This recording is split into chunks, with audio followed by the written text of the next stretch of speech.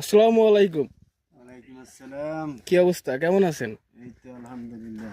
এই যে সব মাছদার থেকে ডিফারেন্ট কিছু লাগতেছে, আপনারা এই আবিষ্কারটা কোথায় পেয়েছেন? আমরা এই আবিষ্কারটা আমাদের নিজের থেকে তৈরি করছি।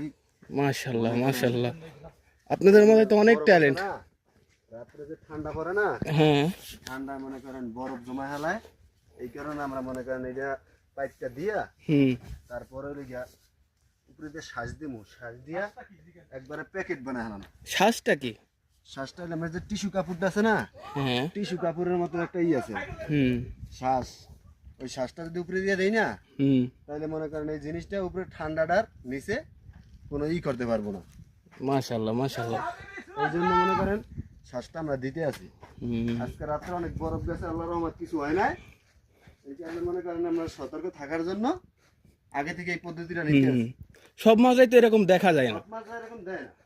এইখানে তো অনেক ডিফারেন্ট মনে হচ্ছে আর কি। প্যাকেট করে হালায় চতুর্দিকে দিয়া, হুম তা আমরা প্যাকেট আর করবো না, আমরা এইভাবে প্যাকেট করবো।